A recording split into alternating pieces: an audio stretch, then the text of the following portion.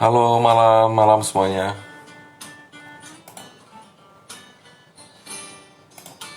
Saya hari ini mungkin nggak banyak yang bisa saya bahas, teman-teman ya.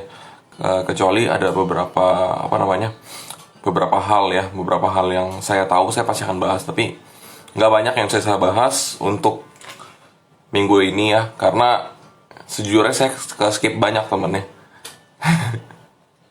Sejujurnya saya skip banyak karena kemarin ada urusan pekerjaan dan itu saya nggak mantau market dari Kamis sampai Jumat, terus weekendnya pun saya nggak sempat mantau komunitas segala macam gitu. Kurs segala macam saya juga nggak sempat mantau. But anyway, saya akan coba sampaikan apa yang saya paham teman ya. Baru mulai ya, ini baru mulai teman. Jadi lagi pula saya ini kok saya saya ada pasti share juga kalau IG Live itu pasti saya share. Sebentar ya, saya lagi cari nih.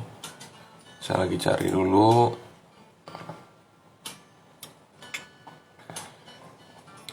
Ada beberapa saham yang menurut saya pribadi cukup menarik ya, teman. Jadi begini ya, mungkin banyak yang belum move on dari komoditas gitu. Jadi mungkin saya akan bahas komoditas dulu, baru saya akan move ke saham-saham yang kemarin saya share ya. Selalu di record ya. Kalau IG Live selalu saya record dan selalu saya post gitu ya. Nah, pertama ya temen ya, informasiin ke saya kalau misalnya ini suara musiknya terlalu kencang ya. Begini, pertama seperti yang teman-teman tahuin, sebenarnya masalah dari komoditas ini kan udah cukup lama ya. Jadi memang udah permainan lama nih komoditas nih, udah boomingnya udah sekitar sebulan yang lalu sebetulnya. Dan itu bergilir ya, dari coal dulu, abis itu baru nextnya itu naik nikel, setelah itu ada gold segala macam. Abis itu kalau pas zamannya coal itu dia diikuti dengan oil, terus abis itu CPO segala macam. Jadi memang permainan komoditas ini ada cycle-nya ya. Kita ngomongin cycle kalau komoditas itu. Nah kebetulan cycle-nya itu udah terjadi dari minggu lalu. Nah, saya nggak memperhatikan saham-saham tertentu itu gimana net foreign buy atau net foreign sell, saya kurang memperhatikan gitu ya. Karena jujur aja saya hampir nggak mantau saham nih dari Kamis sampai hari ini. Hari ini pun saya nggak mantau saham sama sekali. Jadi nggak banyak yang saya tahu tentang apa yang terjadi di hari ini gitu ya. Cuman saya mungkin bisa sampaikan view yang lebih luas ya gitu ya. View yang lebih luasnya dalam arti apa? Dari 4 hari ke belakang ini yang saya pelajarin, ada satu hal yang menarik ya. Satu hal yang menarik ini adalah tentang, selain komoditas, tentunya tentang, kalau kita bicara tentang produk perbankan ya, itu ada sebenarnya yang umum kan ada KPR ya. Atau kalau misalnya kita ngomong sektornya apa sih yang terpengaruh, itu adalah properti. Nah, nextnya adalah bicara tentang kredit kendaraan bermotor. Nah, itu sektor yang terpengaruh adalah seperti manufacturing segala macam dan juga penjualan mobil.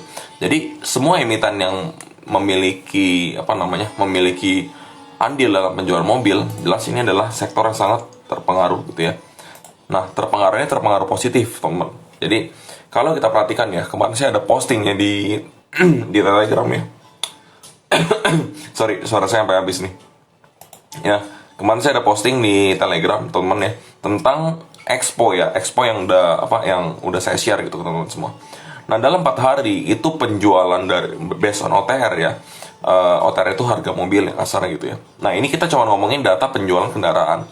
Itu sampai 1,7 triliun ya. Triliun, teman, bukan miliar gitu ya. Jadi triliun itu angka yang sangat-sangat besar. Meanwhile, banyak emiten yang berusaha mencapai profit sampai miliaran gitu. Tapi nggak banyak, maksudnya puluhan sampai ratusan miliar, tapi nggak banyak. Apalagi emiten-emiten yang mencapai penjualan sampai ke angka triliunan, itu nggak banyak juga gitu ya. Dan ini kita ngomongin dalam setahun, ini hanya bicara 4 hari ya. Jadi 4 hari event kemarin itu benar-benar penjualan kendaraan aja sampai sekitar 3.000 unit, dan itu senilai 1,7 triliun. Jadi ini adalah angka yang nggak bisa kita remehkan sama sekali gitu ya. Kalau kita meremehkan angka ini, yang terjadi apa? Yang terjadi ya kita skip lagi kita ketinggalan kereta lagi sama sektor-sektor yang bagus sebenarnya di bidang ini gitu. Nah, sektor ini sebenarnya ada dua, yang pemain besar itu ada dua. Yang kita tahuin apa sih yang paling umum? Itu adalah Astra ya, atau ASII ya. Itu udah terkenal banget lah, udah legend lah. Dan saya udah share ASI itu dari kapan tahu gitu ya. Nah, ASI ini secara price to book value memang segitu. Jadi bukan saham yang dibilang murah, nggak murah-murah banget gitu ya. Secara teknikal memang dia murah karena dia ada di area dekat support. Ya memang sekarang udah rada mengambang sih, udah mulai naik gitu ya. Apakah bisa naik lagi? Bisa. Limit mungkin sekitar 7.000 mungkin ya, angka psikologis ya nextnya gitu. Cuman kita mungkin bisa cari ya emiten lain yang kira-kira mungkin masih ada upside tapi nggak seliquid Astra gitu. Contohnya adalah IMAS. Cuman kalau kita perhatikan di sini ya, sebelum saya masuk ke IMAS, kita perhatikan dulu di Astra nih. Berdasarkan target analis ya, saya ambil datanya dari Stockbit ya. Di sini kita lihat bahwa dari sekitar 31 rekomendasi, ada 27 rekomendasi buy dari analis. Lalu 3 rekomendasi untuk hold dan 1 rekomendasi untuk sell. Nah, sedangkan target price-nya sendiri, ini tertingginya diestimasikan itu di angka 8.200. Sedangkan targetnya itu sama kayak saya ya. Target average itu sama kayak saya di angka 7.000 sebagai angka psikologis gitu. Nah, kalau kita perhatikan lagi teman dari data ini ya, yang kerennya itu kalau misalnya kita perhatikan, saya coba buka balance key statistik di sini, saya coba ambil bagian PBV aja nih. PBV, saya ngelihatnya agak susah karena ketutupan sama handphone. Current price to book value ini 1,5 kali. Jadi Astra ini dinilai 1,5 kali. Tapi ingat loh, Astra ini saya udah sering share ke teman-teman semua. Satu hal yang paling menarik dari Astra itu apa? Itu adalah jumlah dari cash-nya sendiri. Cash dari Astra itu sampai 63 triliun. Ini angka yang gila banget itu. Buat apa sebuah emiten itu menahan-nahan dividen dan juga menimbun cash terus gitu. Sampai angkanya sekitar 60 sampai 70 triliun untuk cash-nya Astra. Saya mau buka RTS tapi ini kayaknya laptopnya agak-agak belum di-refresh. Jadi saya nggak bisa buka RTS di sini nih. Sebentar ya, saya sambil buka nih. Jadi Astra ini poin terbesarnya itu sebenarnya di cash ya. Dia punya cash flow atau cash ratio itu tinggi sekali. Current ratio, quick ratio, cash ratio itu tinggi-tinggi semua. Jadinya secara cash flow ini perusahaan aman. Dan kalau kita ngomongin membabi buta ya, anggaplah perusahaan ini kerjanya standar-standar aja gitu ya. Ini perusahaan ini nggak akan bangkrut sampai 20 tahun, 30 tahun ke depan. Selama kerjanya standar-standar aja gitu.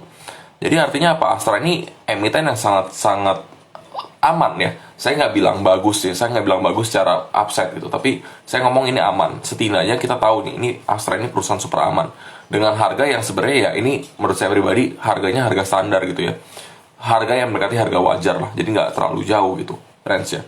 Cuman kalau teman-teman masuk ya ke saham-saham seperti ini, jujur aja pasti upside-nya kecil. Jadi jangan disamaratakan kalau misalnya masuknya ke IMAS sama masuknya ke Astra.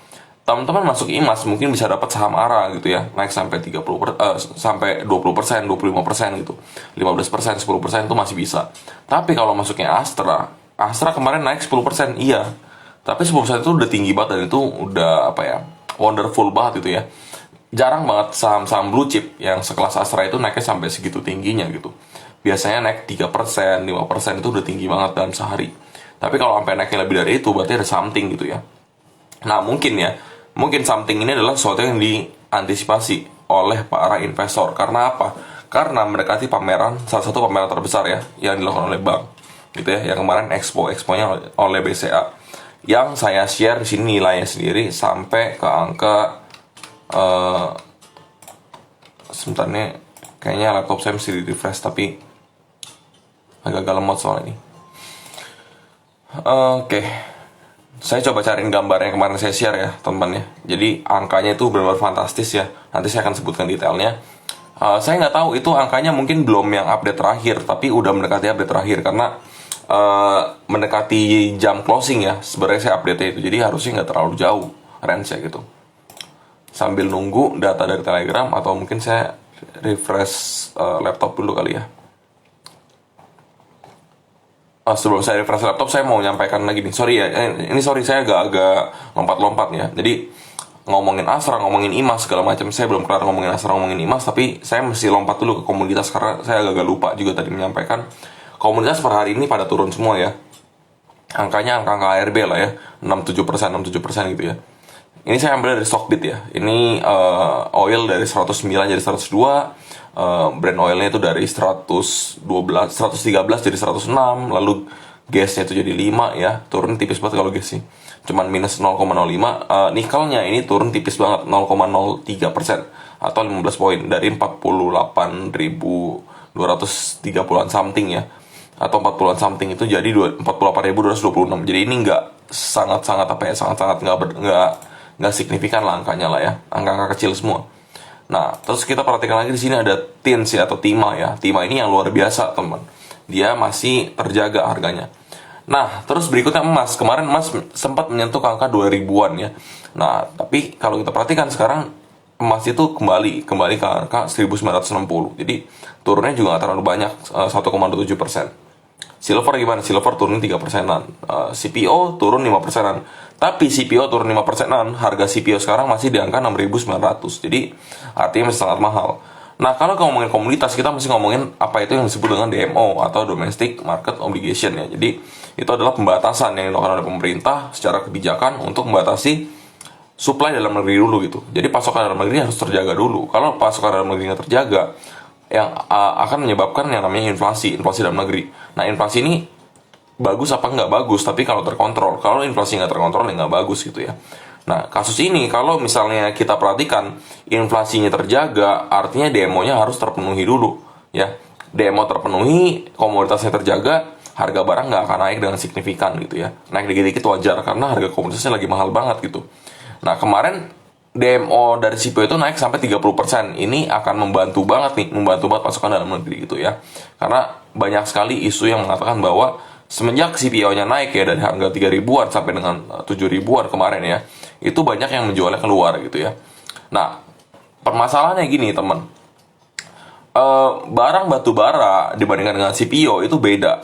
Bedanya apa? Batu bara itu mungkin pemainnya segelintir ya, nggak gitu banyak pemainnya, dan juga yang punya akses ekspor itu nggak banyak. Tapi kalau CPO itu beda. CPO itu dia punya akses ekspor yang lebih gampang. Jadi banyak sekali produksi CPO kita itu sebenarnya udah dari kemarin ya, yang pas harganya naik itu sebenarnya udah diekspor juga gitu ya, secara diam-diam.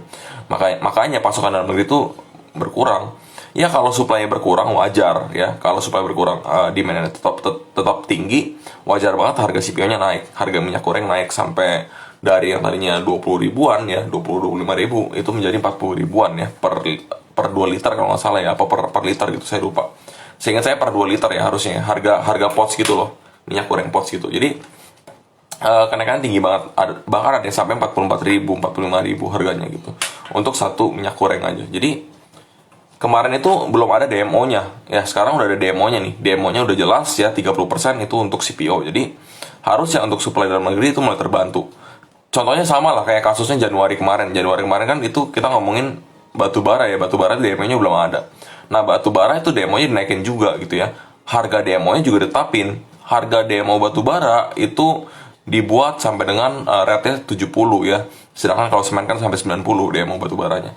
Lalu selain itu rate dari kemarin waktu bulan Januari itu sempat di stop juga kan, yang namanya keran ekspor di stop dulu, semuanya fokus untuk supply dalam negeri dulu. Nah, ini langkah-langkah pemerintah yang sebenarnya banyak intervensi ya. Saya nggak ngomongin politik, nggak ngomongin kebijakan banyak-banyak di sini. Tapi intinya ini langkah pemerintah yang banyak intervensi yang akhirnya menyelamatkan kondisi ekonomi kita gitu ya. Jadi nggak yang terlalu parah dampaknya, inflasi nggak terlalu terasa sebenarnya gitu ya. Di kondisi saat ini sebenarnya dengan kondisi di mana komoditas pada naik gila-gilaan, kita itu inflasi masih sangat terjaga. Nah, kita sebenarnya ada dua hal yang menyebabkan komoditas kita itu terjaga banget. Yang pertama intervensi pemerintah yang tadi saya bilang ya. Jadi begitu kita supply-nya udah mulai menipis, pemerintah melakukan intervensi dengan cara apa? DMO-nya naikin, harga DMO-nya murahin segala macam dan sejenisnya lah ya. Nah, berikutnya hal yang menjadi berkah kedua buat kita ya di negara ini itu satu teman ya. Ini yang disebut dengan Indonesia adalah negara komoditas gitu ya. Indonesia adalah negara penghasil komoditas yang salah satunya terbesar di dunia gitu. Dari banyak komoditas, contohnya dari timah, salah satu terbesar di dunia. dari emas juga salah satu yang terbesar juga, batu bara apalagi, batu bara Indonesia itu kalau nggak salah top 3 ya, top 3 atau top 5, pokoknya dia masuk top 5 lah batu bara Indonesia itu ya. Eh, di samping itu ada Rusia, ada China, ada Amerika juga, ada Australia juga gitu ya. Tapi Indonesia itu masuk jajaran terbesarnya juga gitu dalam batu bara. CPO juga jangan diragukan lagi. Terus habis itu ada tadi saya udah sebutin timah ya. Nikel juga, nikel salah satu yang terbesar juga. Jadi kita tuh negara komoditas sebenarnya, negara yang punya banyak komoditas, dan ini merupakan suatu kelebihan karena kita bisa, kalau pemerintahnya benar, itu bisa mengontrol kondisi supply dalam negeri dulu, baru ntar kita mikirin yang di luar gitu ya. Nah ini sebenarnya kebantu sama dua hal ini nih, kita inflasi terjaga. Kalau negara lain yang teman perhatikan ya, itu parah banget, kondisinya parah. Jadi inflasinya udah mulai naik-naikan segala macam gitu. Karena apa? Harga bahan dasarnya itu naik. Harga bahan dasar naik, otomatis harga produksi akan naik segala macam. Jadi ini jeleknya di situ, teman ya. Kondisi kemarin jeleknya di situ. Nah, jadi di samping berkah itu semua ya, teman ya. Indonesia yang disebut dengan negara komoditas, kita bisa lihat beberapa hal lagi nih. Beberapa hal yang menjadi apa ya? Menjadi rotasi sektor. Kalau kemarin kita ngomongin komoditas segala macam, apakah komoditas Indonesia masih oke banget? Masih banget. Cuman permasalahannya uang itu muter, teman. Uang muter. Uang itu punya limitnya ya. Punya limitnya di mana dia kalau misalnya udah berputar di suatu sektor dan dia udah ada limitnya, uang itu udah nggak bisa ditambah lagi. Uang itu akan keluar ya. Uang keluar itu akan masuk ke sektor baru gitu ya. Sektor baru ini yang seperti yang saya katakan adalah sektor terdampak negatif ya dari kenaikan harga komoditas. Harga komoditas yang kita acukan adalah harga komoditas dunia. Sedangkan di Indonesia banyak sekali DMO-nya, aturan DMO ini, DMO itu. Jadi sebenarnya di Indonesia sendiri banyak harga standarnya, teman. Secara logika ya. Jadi nggak, kalau misalnya kita ngomong ya, batu bara 300-an, batu bara 400-an, tapi kan Indonesia sendiri nggak yang sampai membayar batu bara sampai 300-an gitu. Karena kan kita punya sendiri gitu. Kita punya untuk supply kita sendiri gitu. Jadi berbeda ya, beda halnya gitu ya. Kalau ngomongin dari agribisnis memang beda dengan komoditas yang ada gitu. Contohnya kayak kayak beras segala macam gitu. Itu mungkin kita masih impor segala macam. Cuman kalau misalnya kita ngomongin hard commodity ya, seperti nikel, terus habis itu juga ada batu bara dan sejenisnya, itu beda cerita, teman. Itu udah beda cerita. Nah, di sini ya, ketika kita tahu dengan harga komoditas yang sekarang lagi turun, sebenarnya penurunan ini masih penurunan kecil dibandingkan dengan kenaikan yang udah ada. Jadi bagi teman-teman ya, ini mungkin bagian yang teman-teman tunggu ya.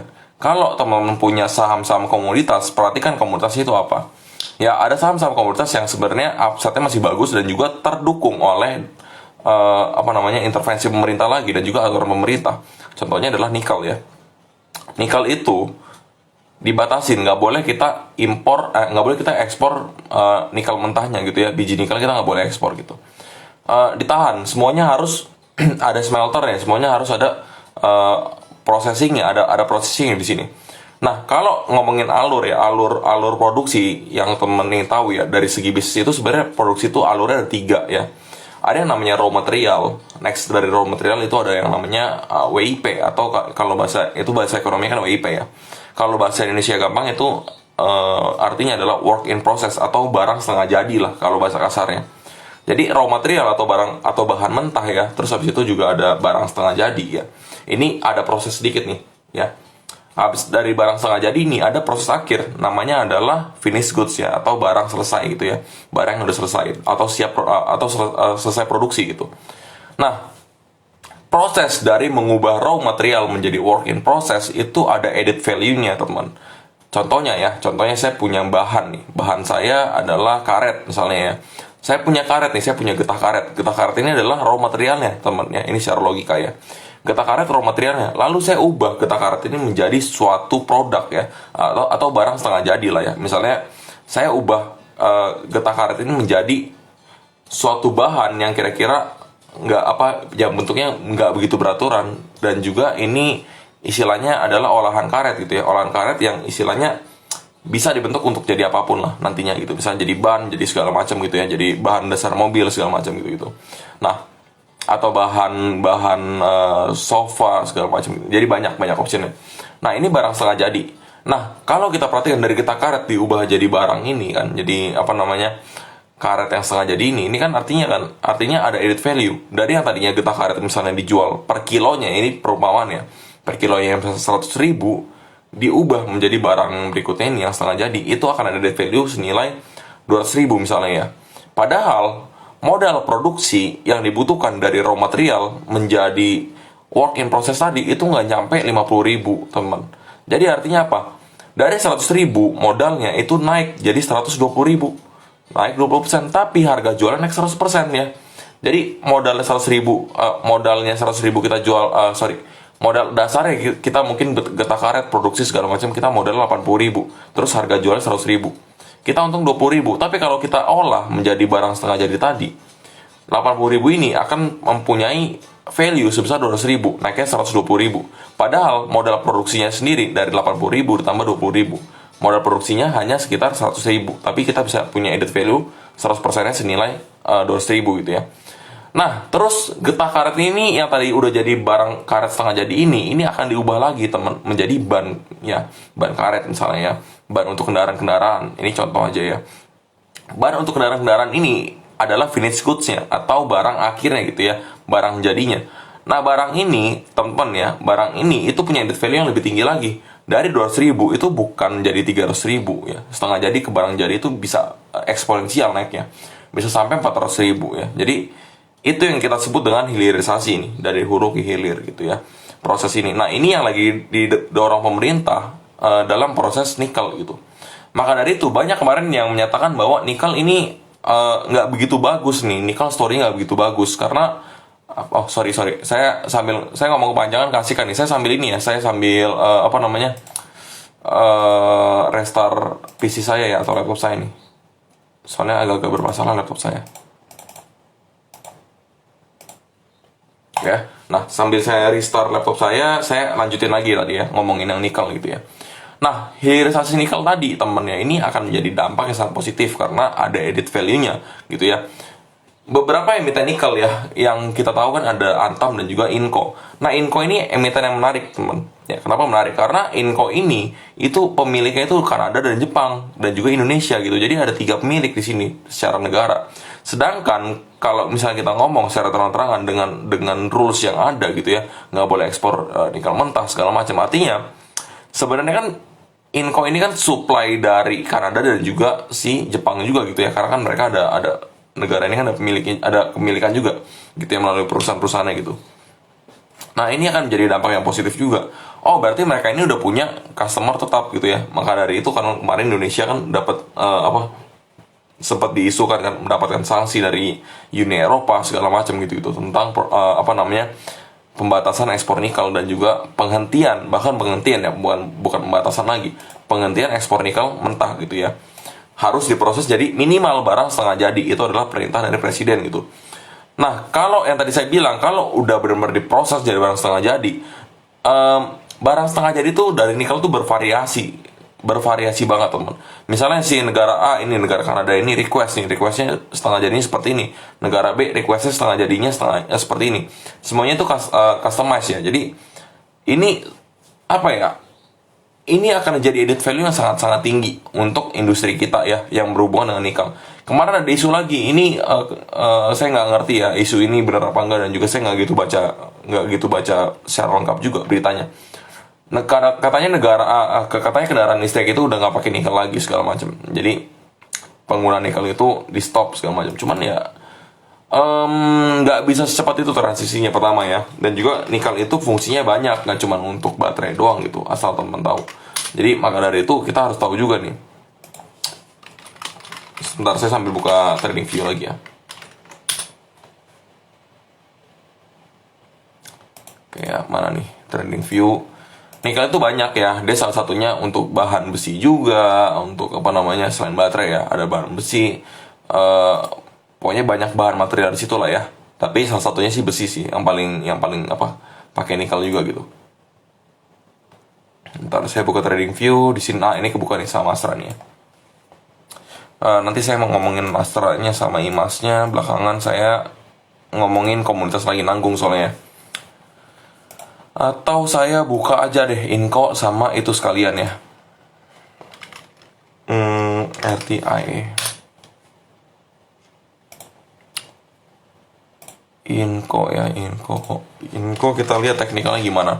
Saya sih berharap teman-teman nggak ada yang punya barang di harga tinggi ya. Mudah-mudahan ya, karena Inco ini chartnya jelek banget, gila. Ya, saya kasih lihat ya teman ya.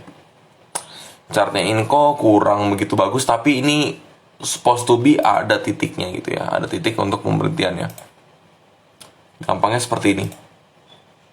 Sampai kapan Inco turun? Harusnya titik ini akan jadi titik Inco turun ya. Sekarang harga Inco itu di angka 5.700. Harusnya ya, ini saya disclaimer on ya.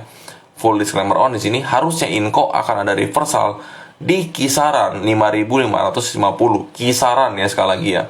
Jadi kisaran ini walaupun Inco itu tutup dengan ARB, ya saya nggak tahu sih volumenya besar apa nggak. Saya coba cek dulu volumenya. Volumenya besar apa enggak? Kalau volumenya besar bahaya. Nah, ini dia nih ya. Inco temen masih bisa ada potensi dan untuk bisa diserok ya. Ini saya nggak tahu nih. Saya tolong temen rangkumin nanti ya. Rangkumin share di Telegram atau share di Instagram ya. Ini untuk rekomendasi saya untuk Inco. Inco bisa dilakukan buy on weakness gitu ya. Bukan buy on weakness sih, buy on retrace sebenarnya. Karena angka 5550 ini adalah angka Fibonacci 0382. Biasanya areanya matur di sini. Minimal di sini ya, saya coba berusaha untuk teman-teman semua ya, biar clear ya. Jadi jangan berarti, wah di sini pasti mantul segala macam, wah nggak bisa lah. Saya kan bukan dukun juga gitu ya. Minimal area ini akan jadi area pantulan dari Inco. Ya plus minus wajar lah ya. Nggak mungkin tepat banget angkanya itu nggak mungkin ya. Ini area pantulan untuk Inco ya temen ya. Area sekitar 5.000. Bottom-bottomnya coba saya bikin ARB dulu ya. Kalau ARB Inco itu berapa persen?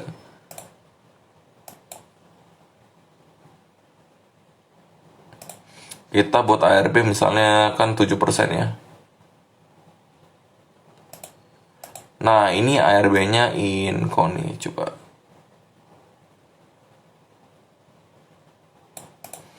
ARB-nya Inco itu minus 400 poin. Artinya ini di angka berapa nih? 5.300 ya, bener lah ya. 5.300 ini harusnya angkanya Inco nih. Ya. Jadi sampai ARB lah mentoknya lah ya. Ini pas banget sih. Nggak tahu sih, tadi saya nebak-nebak sih ya, ternyata angkanya pas gitu ya. 5.300 sampai dengan ya harga closing hari ini adalah harga yang cocok untuk kita serok Inco gitu ya. Jadi mudah-mudahan Inco masih sangat menarik ya teman-teman ya. Karena apa? Kenapa saya berani call Inco di saat Inco ini habis terbang terus dibanting harganya? Kenapa? Alasan pertama adalah ada penurunan volume di sini ya. Jadi saat dia distribusi ini volumenya menurun teman ya. Ada volume menurun dan juga ini kalau teman perhatikan ya, ini ada volume menurun ya. Volumenya turun jauh. Lalu dia ada distribusi yang besar, tapi volumenya naiknya dikit banget nih. Bukan volume yang sampai tinggi banget gitu. Artinya apa? Artinya sebenarnya bandar itu masih punya banyak barang, distribusinya belum selesai juga gitu. Nah, ini kan bisa jadi kesempatan untuk kita perhatikan saham-saham Inco nih ya. Bisa nekat apa enggak? Bisa. Cara nekatnya gimana? Antri di ARB. Nekat itu dalam arti bisa jadi kita udah antri tapi nggak dapat barang gitu ya. Atau kalau mau HK ya HK-nya di area bawah. Pas Inco lagi minus di pagi hari besok gitu ya. Jangan kita HK-nya secara membabi buta, besok opening hijau langsung kita HK, nggak taunya merah dulu gitu, baru hijau lagi gitu ya. Gitu temannya. Jadi itu untuk Inco ya, menarik ya, area 5.300 sampai dengan berapa nih? 53 sampai dengan 57 ya. Itu perhatikan aja area 5.300 5.700 itu untuk Inco ya. Oke ya, nextnya adalah Antam. Nah Antam ini adalah saham yang kira-kira menurut saya pribadi masih sangat menarik juga. Dan dibandingkan Inco, menurut saya pribadi, upside-nya Antam ini lebih apa ya? Ya secara GCG segala macam anything lah ya, terkait tentang fundamental perusahaan saya lebih suka Inco sebenarnya. Tapi secara teknikal, secara price action yang konsepnya adalah buy on weakness segala macam ya, atau buy on support, Antam itu nggak kalah menarik gitu dibandingkan Inco. Nah, sekarang kita perhatikan lagi saham Antam di sini ya. Wim, kalau chartnya begini gimana? Ini berantakan banget. Saya hilangin aja deh. Kadang-kadang kita harus sering-sering refresh tahu untuk chart-chart seperti ini. Ngeganggu kalau enggak. Nah, ini kan ada pembatas ya teman ya. Ada area nih. Di sini ada area yang kita bisa bilang ini adalah area average ya, area average. Atau mungkin kalau mau gampang, teman caranya gini ya. Buka yang namanya volume profile di sini.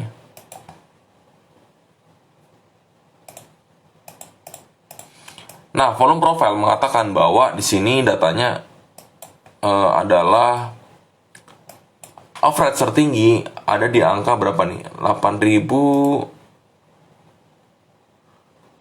ya, 8.310 lah angkanya. Angka yang paling tinggi 8.310. Nah, sebenarnya kalau teman-teman punya barang di sini, ini juga sangat-sangat menguntungkan juga gitu ya. Tapi kalau bisa di area-area bawah sini lah. Ini kan average di sini ya. Kita bisa beli di area sini nih. 2.220, 2.200 lah kurang lebih. Turun 2 level, 2.200 lah. Ini angka psikologis berikutnya nih. Jadi kalau teman-teman bisa dapat angka di bawah 2.200, ini juga sangat menarik nih. Kalau kita hitung ya, secara persentase, kalau besok ARB itu berapa persen? Bukan berapa persen, berapa value-nya yang berkurang? Mesti nunggu 2 hari kalau misalnya mau ARB-in Antam nih. Oke ya. ARB besok itu mentoknya di angka 2.240, jadi masih belum begitu ya. Tapi kalau misalnya kita hitung teman ya, Antam ini kalau secara volume itu nggak sebagus Inco. Inco masih oke tadi gitu. Inco itu dia masih ada perlawanan. Sorry saya sambil nyalain musik dia. Lupa tadi gara-gara restart laptop jadi kesepian ini. Sebentar ya.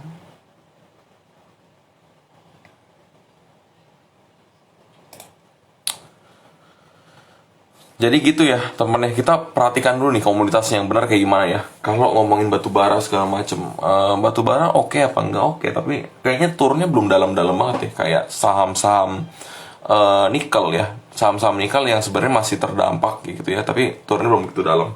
Jadi masih oke lah untuk nikel. Saya kemarin beli ke nikel karena apa? Batu baranya ini belum benar turun gitu ya, masih ada upside gitu. Bukan masih ada upside, mungkin bisa dibilang upside-nya ada tapi tipis, tapi resikonya lebih besar gitu untuk saham-saham batu bara. Jadi saya udah kurang suka saham-saham batu bara teman ya. Nah di sini kalau kita lihat Antam, harga belinya itu bisa di area 2.200 sampai dengan 2.300 lah ya kalau kita genapin ya. Dapat area itu udah termasuk area murah untuk Antam ya. Untuk saat ini dengan persaingan seperti ini itu udah harga murah. Nah kira-kira kalau kita pakai Fibonacci, turunnya Antam itu sampai ke berapa? Ya, kita hitung di sini ya.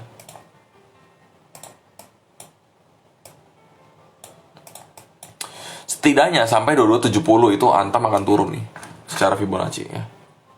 2270 ya, ini clear ya. 0382 2270. Oke ya.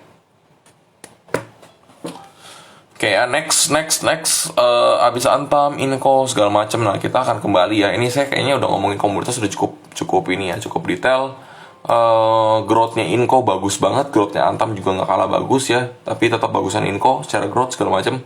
Makanya saya ngomong secara fundamentally itu Inco tuh udah yang di nikel itu the best lah ya. Inco the best option kalau untuk yang apa namanya, istilahnya gini. Saya kan mau bahas tentang mobil-mobilan ya nanti ya.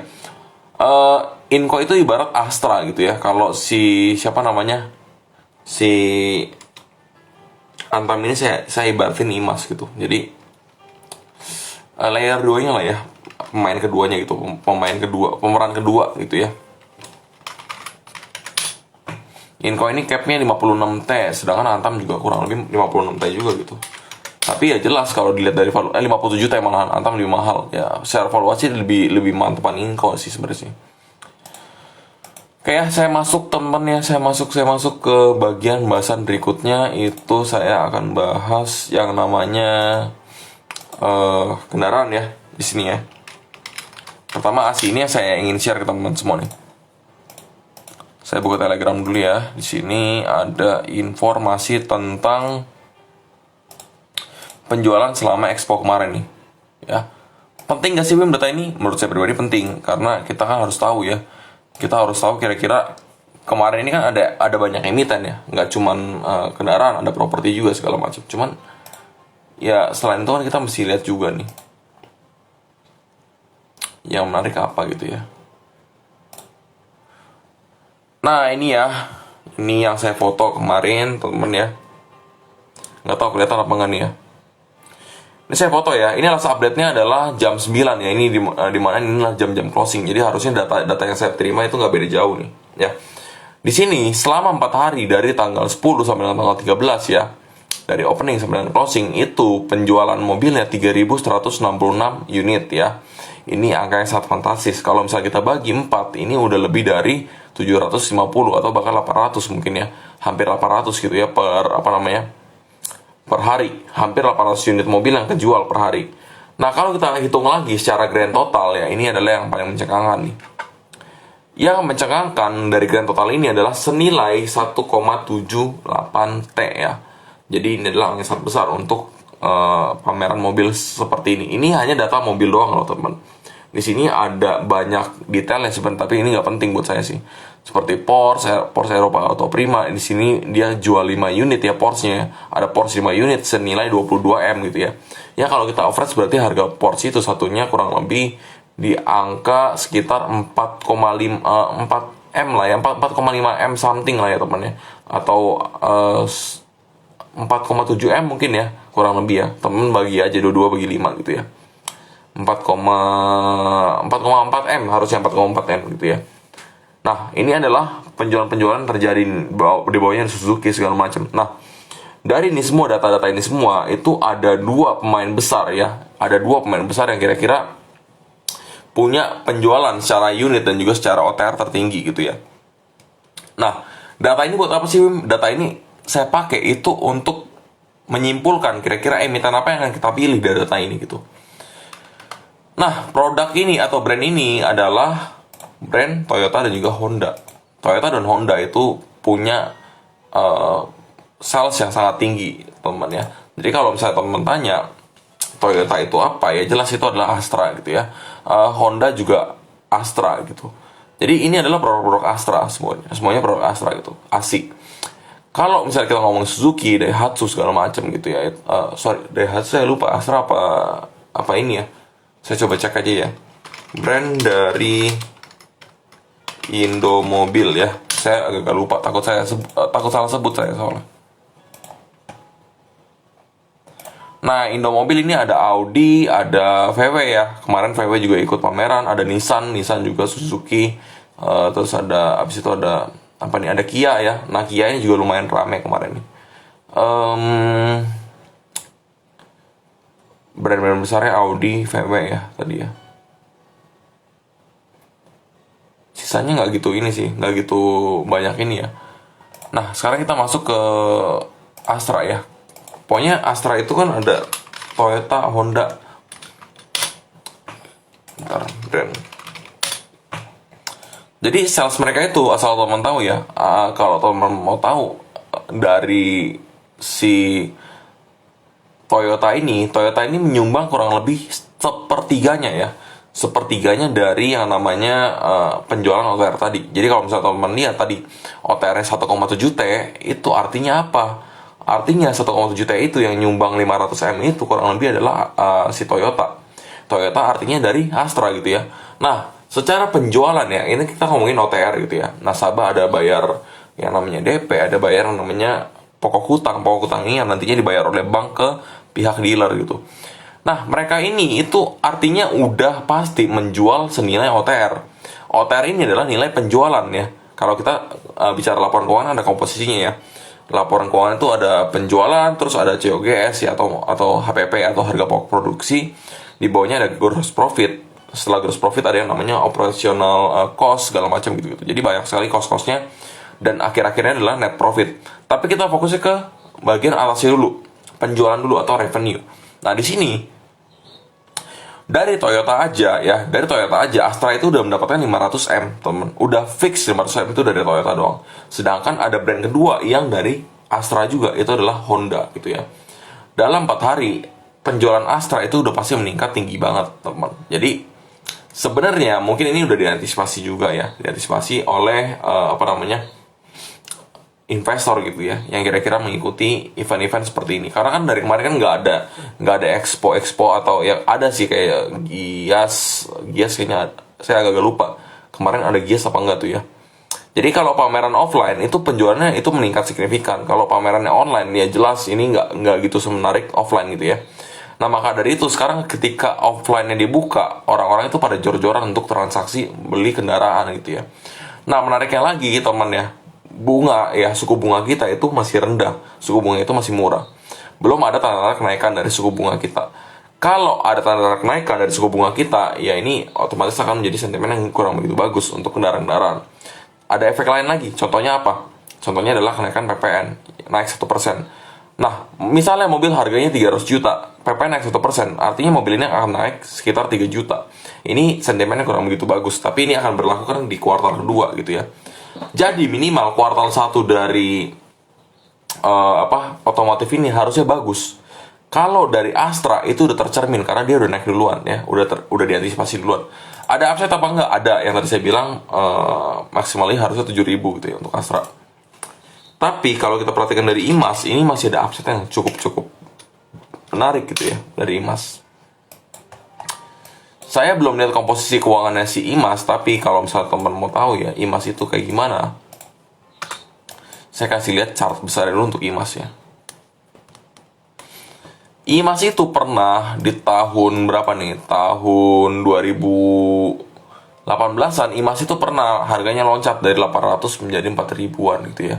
Ini sangat-sangat signifikan nih. Bahkan sebelum-sebelumnya IMAS itu pernah menyentuh ke level 9.000-an gitu ya. IMAS sampai 9.000 loh, bayangin. Sekarang harga IMAS itu berapa? Harga IMAS cuma 700.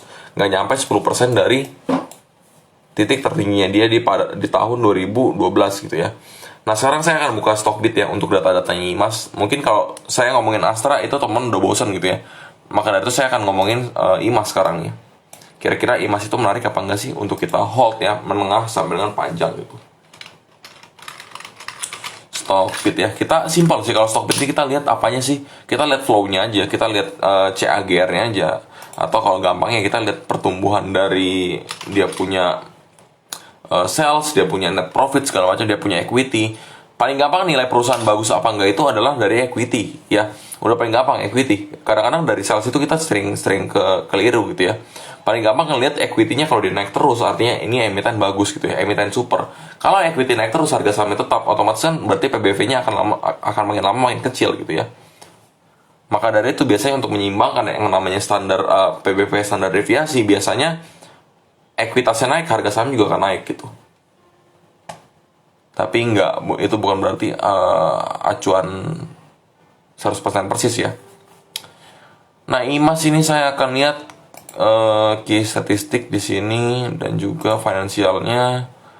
Di sini saya akan lihat bagian pendapatan. Oke ya. Nah, kita lihat ya, teman-teman ya, apa sih yang menarik dari IMAS ini? Kalau kita perhatikan di sini ada yang namanya laba, jumlah laba komprehensif. Nah, laba bersih tahun berjalan aja lah ya. Nah, net profit dari IMAS ini kalau teman-teman mau tahu ya, di sini tahun 2010, sedangkan tadi IMAS itu harganya naiknya di tahun berapa nih ya? Ini saya search fungsi nikel tadi loh. Karena saya agak lupa jadinya, ngeblank tadi. Ini ya, apa namanya? IMAS tadi kan 700-an ya. Tadi harga 9.000-an itu di tahun 2012 ya, teman. Harga IMAS di 9.000-an di tahun 2012. Nah, pada saat 2012 itu ada sesuatu. Apa yang terjadi di 2012? Kita lihat ada dari mana sih yang kira-kira membuat IMAS itu spesial. Padahal di sini sebenarnya biasa aja gitu ya. 2011-nya dia 971, 2012-nya dia 899. Bahkan ini menurun, net profit itu menurun sebenarnya. Secara penjualan meningkat, meningkat 15 jadi 19 itu meningkat. Nah, mungkin yang membuat IMAS ini terapresiasi pada saat itu adalah dari 2009 sampai dengan 2011 datanya signifikan. Dari 6.900 ya atau 6,9 T itu dia menjadi 10,9 T. Lalu dia naik lagi 50% kurang lebih jadi 15,7 T. Nah, berikutnya naik lagi 2012 jadi 19,7 T. Artinya apa? Artinya dari 2009 satu tahun, 2 tahun, sorry nggak kelihatan. 1 tahun, 2 tahun, 3 tahun, dalam 3 tahun ke depan ya, dalam 3 tahun teman ya. Penjualan dari IMAS ini itu naik lebih dari kurang lebih 3 kali lipat gitu ya. Ini kan adalah pertumbuhan yang sangat signifikan dari IMAS. Maka dari itu kemungkinan besar apresiasinya adalah karena itu gitu ya. 2010 nih, teman perhatikan ya. 2010 time frame-nya dia naik signifikan. 2011 naik. 2012 naik gitu ya. Sampai ke angka 9.000 gitu ya. Nggak nyampe 9.000 deh, sorry. 8.800, 8.900 lah ya. Jadi ini apa? Ini efek dari apa? Ini efek dari apresiasi revenue gitu ya. Kita bisa simpulkan dari apresiasi revenue. Kita akan lihat ntar dari bagian ekuitas, tapi kita akan perhatikan dulu nih sebelum kita ke ekuitas, kita akan lihat dulu. Berapa tahun terakhir ini kan IMAS turun terus dari 9.000 menjadi ke angka berapa? Ke angka 700.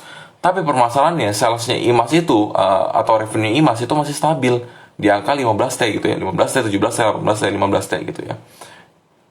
Even di 2021 nya itu belum keluar. Kalau kita perhatikan di quarterly-nya, atau mungkin saya pakai ini deh ya.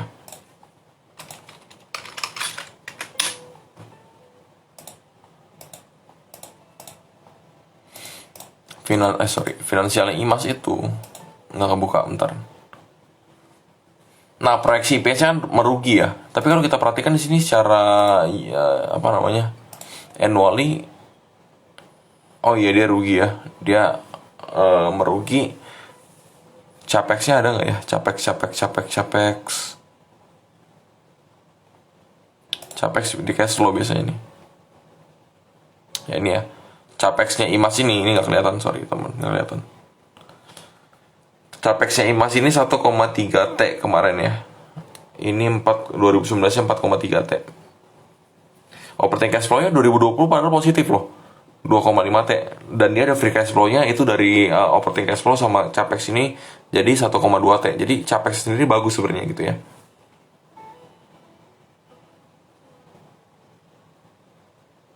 Oke ya. Nah ini untuk IMAS teman-teman. Jadi capexnya itu ada, capexnya terus ada gitu ya. Artinya ada apa? Ada ekspansi di sini. Terus berikutnya kalau kita perhatikan dia masih ada free cash flow di 2020. Padahal 2020 itu adalah masa pandemik gitu ya. Sedangkan cash flow-nya sendiri kalau kita lihat dari investasinya dia ada nggak positif sih. Jadi artinya IMAS ini dia nggak ada yang namanya ngomongnya kasarnya. IMAS ini di 2020 itu nggak ada yang namanya jual aset gitu, jadi masih aman. Astra aja di 2020 itu jual aset loh. Astra itu jual Bank Permata ke Bangkok Bank, maka dari itu Astra itu bisa positif. Jadi tapi IMAS ini masih aman gitu ya. Jadi secara kalau kita lihat ya masih oke lah. Nah sekarang kita akan lihat lagi nih ya teman, dari IMAS ini apa sih yang menarik? Yang menarik dari IMAS adalah salah satunya adalah yang disebut dengan PBV gitu ya. PBV IMAS ini itu di angka 0,29 sorry. PBV-nya IMAS ini 0,29 kali. Artinya kalau kita ubah jadi PBV 1 aja, harga IMAS itu harusnya kali 3 gitu ya, kasarnya. Nah sekarang IMAS ini harganya di angka 785. Kalau kita kali 3 aja berarti harga IMAS harusnya di angka 2.200-an gitu ya. Harga wajar IMAS berdasarkan PBV gitu. Tapi kita harus lihat lagi nih. Kan kadang-kadang namanya bisnis kan ujung-ujungnya apa sih? Ya profit gitu dong ya. Nah permasalahannya kalau misalnya kita ngomongin profit, kita harus lihat yang namanya free cash flow-nya, berapa besar cash flow yang bisa dibuat oleh perusahaan gitu. Nah di sini kita ketahuin bahwa free cash flow yang terjadi ya di IMAS ini dari 2015 yang selalu minus ya, 80, 712, 1834, 4534, makin lama makin besar minusnya gitu ya. Dan di 2020 ini ada positif cash flow-nya di angka 1.200-an. Jadi menurut saya pribadi ini udah jadi suatu sentimen atau suatu alasan kenapa saya bisa menjadikan IMAS ini sebagai watchlist berikutnya gitu ya. Jadi IMAS akan saya jadikan watchlist untuk saya gitu. Karena apa? PBV-nya rendah dan juga dia punya free cash flow yang bagus gitu. Selain itu apa? Oke lah orang ngomong, Wim tapi dia punya income itu jelek, dia punya net profit itu jelek, IPS-nya jelek, minus 676 M gitu ya. Padahal di tahun 2000, nah kalau kita perhatiin kan sebenarnya ada komposisinya. Beban usahanya sama di sini, semuanya sama. Tiba-tiba beban lain-lainnya meningkat nih. Kita harus tahu nih beban lain-lainnya apa. Di sini kan dijelasin, dijabarin ya. Dia meningkat karena others-nya ini kecil, others-nya ini nggak ada. Sedangkan di sini others-nya ada. Jadi tertolong dari others. Nah kita akan cari tahu ntar di laporan keuangan. Cuman kayaknya nggak hari ini nih.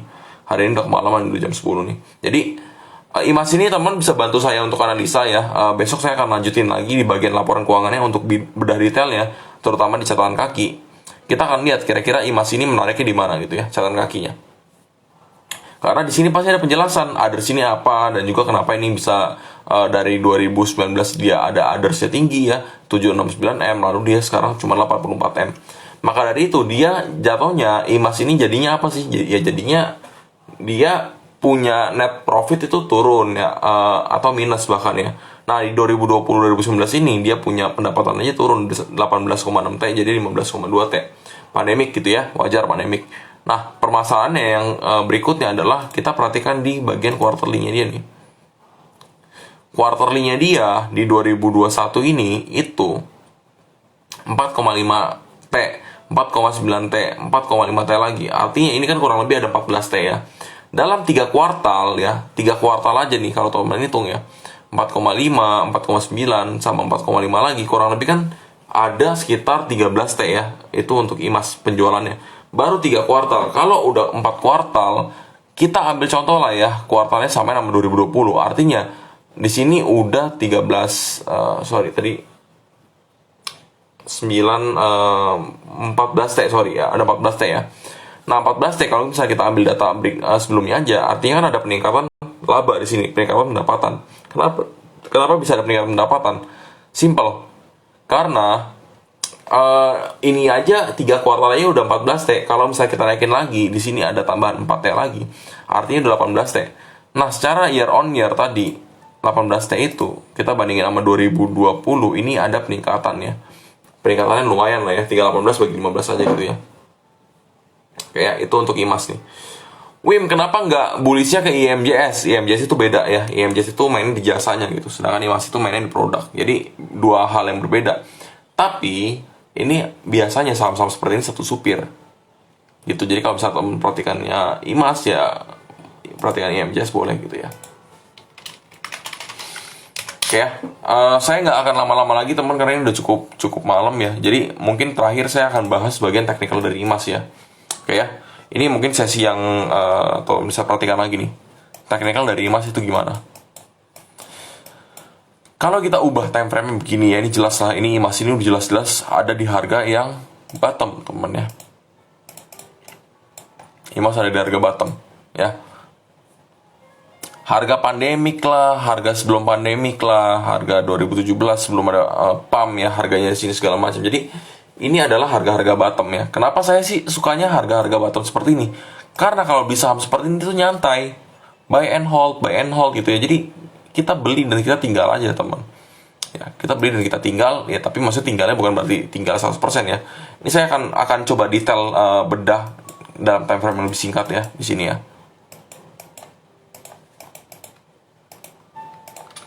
Kita akan cari, salah pencet ya.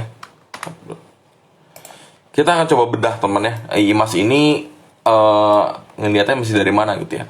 Average-nya mesti dari mana? Negonya harus sampai ke berapa nego IMAS? Nah, kita bisa lihat teman, di sini 2020, 2021-nya seperti ini chartnya. Di 2022 kita akan lihat dua hal teman di sini ya. Pertama, kadang-kadang orang banyak berhalusinasi di IMAS ini nih. IMAS ini kasusnya, kalau teman perhatikan di sini IMAS, banyak orang berhalusinasi, wah IMAS bakal ada yang namanya double bottom. Sebentar, double bottom itu terjadi kalau syaratnya terpenuhi. Kalau IMAS sampai breakout dari angka ini, teman-teman boleh pilih ya, mau buy on weakness, boleh buy on breakout juga. Buy on breakout dari IMAS adalah 865. Jadi kalau IMAS jebol dari 865, dia akan adanya kencang gitu ya. Kencangnya seberapa sih Wim? Ya gampangnya segini aja lah ya. Sorry pakai ini deh.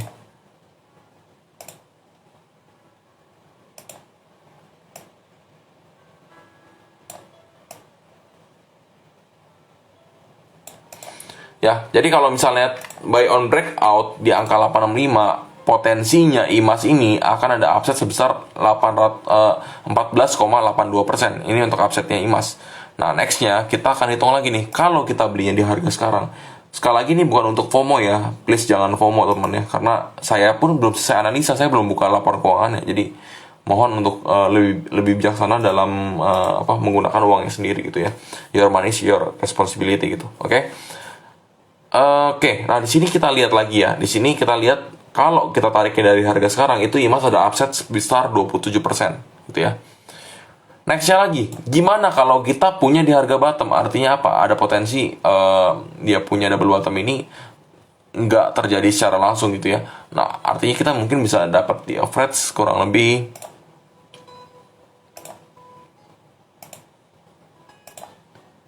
ya sekitar ini ya. Nah, kalau kita belinya BOW di sini ya, temen yang belinya BOW, kira-kira dapatnya berapa sih? 36%. Jadi ini adalah upside IMAS yang kira-kira kita bisa ambil dengan price action yang ada gitu.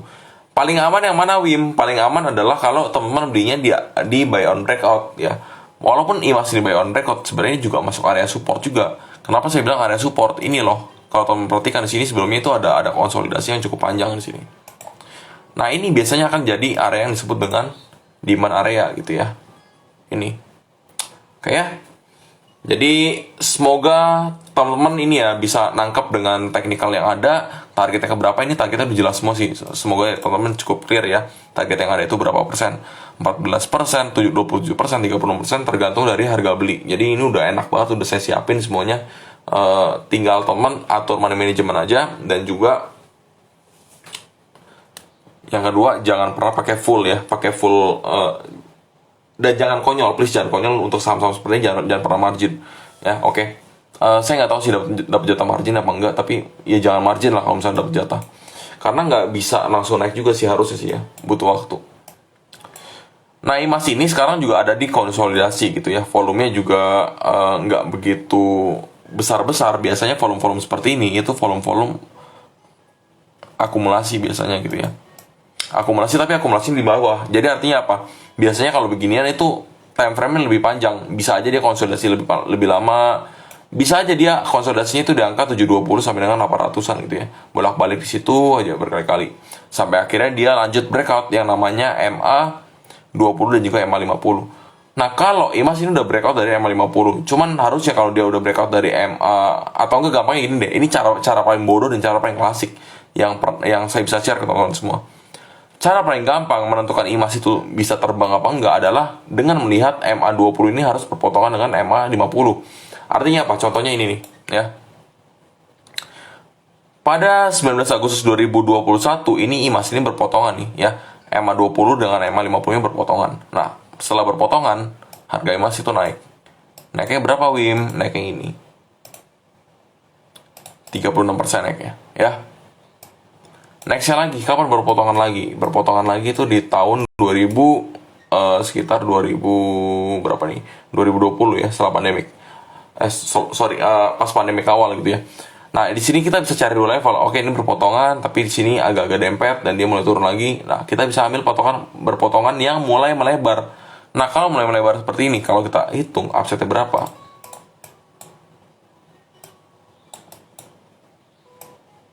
100%-an gitu ya. Itu untuk upside IMAS gitu. Jadi sebenarnya IMAS ini termasuk saham yang kira-kira kita bisa kategorikan dalam saham teman-teman hold lah intinya lah ya. Saya bingung ngomongnya pakai bahasa apa lagi. Intinya kalau udah punya saham ini di harga bottom, udah just hold itu gitu ya. Karena secara PBV 0,29 kali, brandnya terkenal semua ya. Tinggal satu ya, yang kurang dari IMAS ini cuma satu. Itu apa? Yang kurang dari IMAS ini adalah saya belum analisa laporan keuangan lebih detail lagi. Jadi bagi teman-teman tolong ya, ini saya belum selesai analisa. Jadi kalau misalnya mau nunggu saya analisa monggo, kalau mau tips sendal monggo. Saya disclaimer sekali lagi, kalau mau YOLO langsung all in ya agak-agak nekat, agak-agak sarap sih, tapi ya terserah teman-teman semua ya. Di manage saja kira-kira enaknya gimana. Saya udah sampaikan stock picknya, ASI udah terbang duluan, IMAS belum jalan, jadi harusnya semoga sentimen expo tadi itu akan jadi hal yang bagus, penjualan naik tinggi segala macam. Ya walaupun mayoritas itu tetap dari Honda ya, tetap dari Toyota dan juga Honda yang notabene adalah Astra Group ya. Tapi semoga IMAS ini tetap terdampak gitu ya, terdampak positif gitu ya. Oke teman ya, semoga clear semua, semuanya semoga nangkep dengan apa yang saya sampaikan dari komoditas, lalu dari kebijakan pemerintah tentang komoditas, dari raw material, work in process, dan juga finished goods segala macamnya, anything ya. Dan juga yang terakhir adalah tentang otomotif gitu ya, tentang penjualan Expo kemarin, dampaknya dari produk bank, dan juga dampak dari sahamnya kayak gimana, dapat revenue berapa dalam berapa hari gitu, dan potensi-potensi yang ada itu semuanya udah saya jelasin semua. Jadi saya harap teman-teman dapat nonton IG Live ini secara clear dan juga secara jernih, berpikir bahwa ada resikonya juga di saham-saham ini. Karena apa? Saham IMAS ini posisinya downtrend. Jadi mohon untuk teman-teman semua tetap analisa ulang dan jangan sampai jangan beli kucing dalam karung, intinya seperti itu ya. Oke ya, next stock apalagi Wim segala macam ya, saya bahasnya besok. Karena apa? Karena saya udah mulai live ini udah 1 jam kayaknya nih. Jadi saya harus stop live-nya kali ini karena udah kepanjangan gitu ya, teman ya. Masih ada hari esok, tenang aja gitu ya. Saya kerja nggak juga sih. Saya kerja dari jam 7 kan, jam berangkat pagi kan ya. Jam 7 berangkat, pulang bisa jam 7 lagi, 12 jam kerja ya. Saya mungkin bisa jam kerja ya, mungkin bisa analisa lagi jam 7 sampai jam 9 ya. Mungkin kita live lagi kira-kira jam 8 malam besok kali ya. Tapi di YouTube gitu ya, untuk detailnya gitu. Oke, teman ya. Mungkin itu aja yang bisa saya sampaikan. Semoga cukup jelas semuanya sekali lagi. Selamat malam dan semoga bisa profit besok ya. Ya. Thank you ya semuanya ya. Sampai ketemu di live berikutnya. See you. Thank you.